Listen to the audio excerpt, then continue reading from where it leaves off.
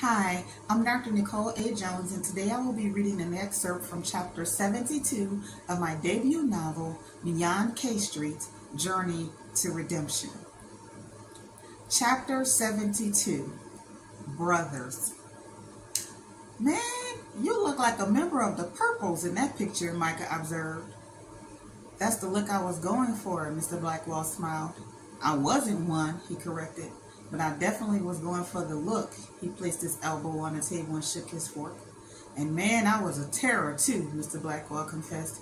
Everywhere I went, I upset the place. But I don't understand why you were trying to look like a thug in an office. Micah chewed and listened for the response. For the most part, I worked remotely, or if I had to come in, I was only in for a couple of hours, so I could pull off the look and nobody in the office saw me, Mr. Blackwell explained. But I did it to upset my grandma. My grandma raised me and she wasn't about to have me walking out her house looking like a thug. And she was as ratchet as they come, Mr. Blackwell interjected as he took another bite. But I couldn't look like a thug around her. So when I got older, I did it to rebel. Micah covered his mouth to keep his laugh and his food in. Mr. Blackwell continues to freely talk, but Micah was still stuck on the ratchet comment. I was an angry kid, and I grew up to become a bitter man, Mr. Blackwell mentioned. Micah finished chewing and snickered. Man, I can't believe you just called your grandma ratchet.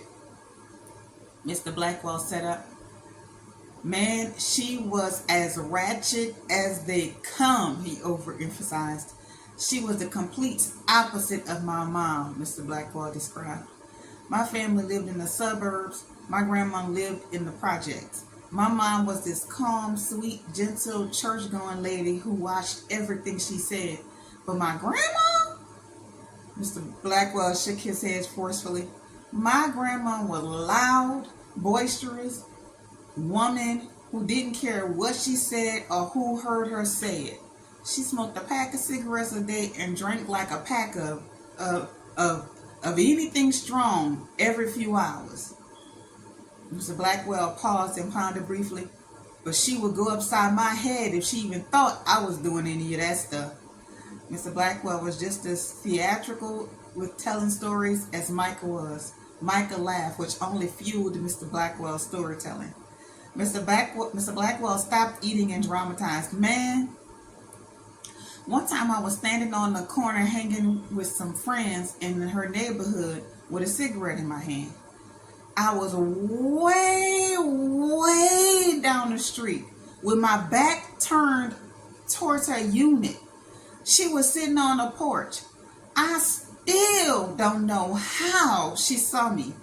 All I know is I heard her yell, "Greg Winston Justice Blackwell, I know you ain't drinking.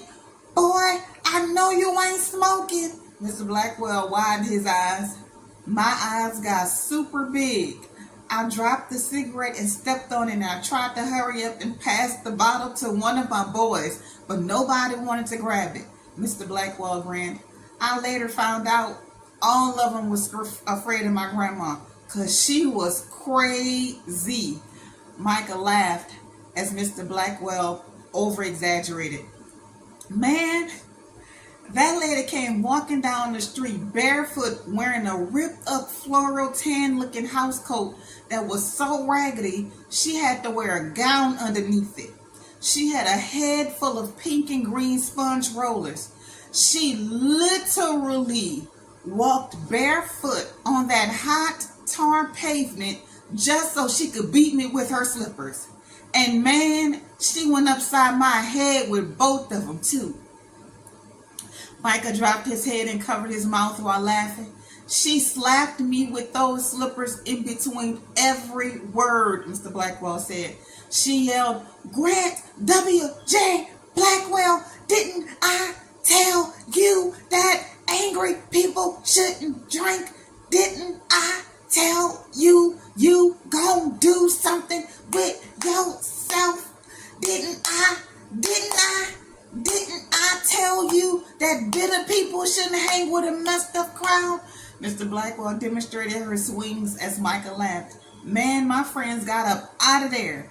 Mr. Blackwell wiped his eyes. I was left rolling on the grass and the sidewalk with my hands up in the air, taking all them blows, which only made it worse.